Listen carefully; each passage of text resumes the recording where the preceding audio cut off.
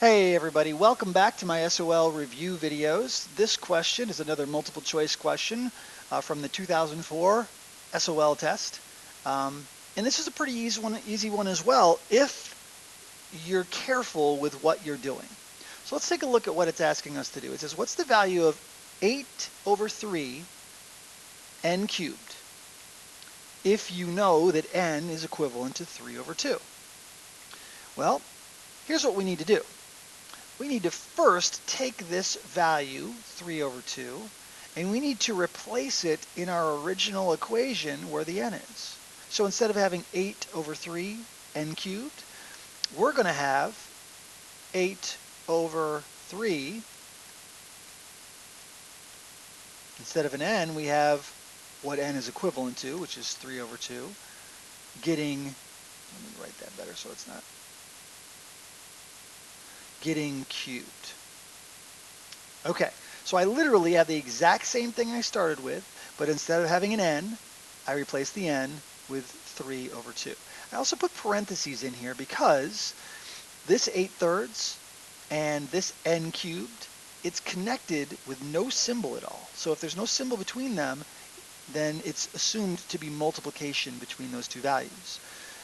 The parentheses also indicates multiplication, but since the only thing that's receiving this cubed is this fraction here, I wanted to make sure that we knew that this is not getting cubed also. All right, so I don't see an answer yet that looks like what I have, so I need to continue working this problem out. So let's go to the next phase of this. The 8 over 3, that doesn't change, but this 3 over 2 is getting cubed. Well, what part of it's getting cubed, you might ask? Well, the whole thing is getting cubed. The 3 is getting cubed,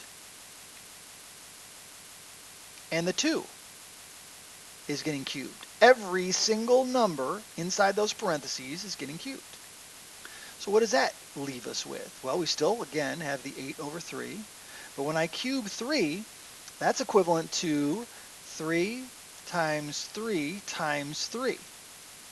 And when I cube a 2, that's equivalent to 2 times 2 times 2.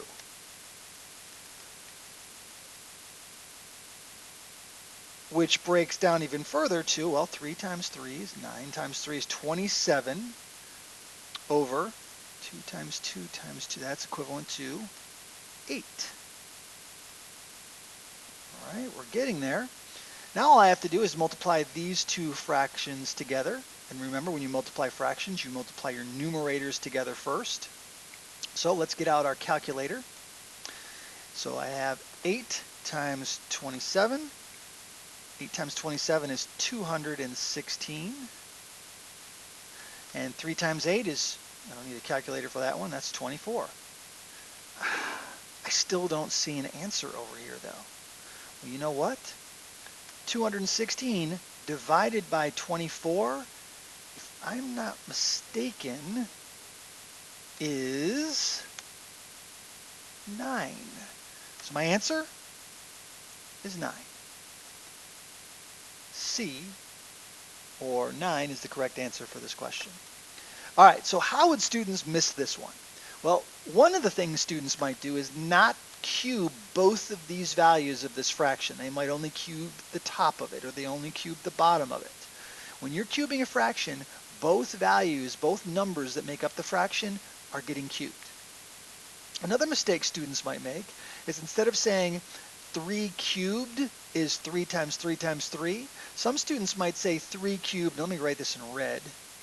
Some students might say that 3 cubed is 3 times 3, or 9, instead of 3 times 3 times 3, which is 27.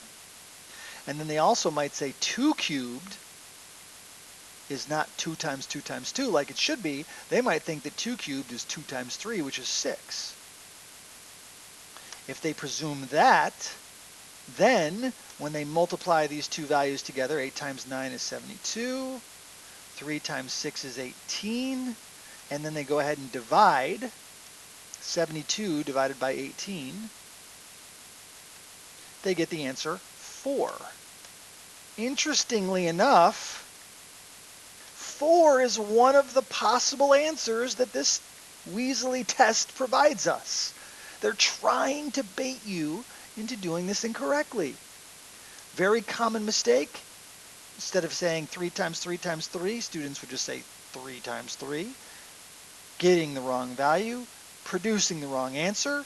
We definitely want to make sure we're careful when we cube things, we cube them correctly. All right, I hope you learned a lesson from this video. Have a great day, everybody.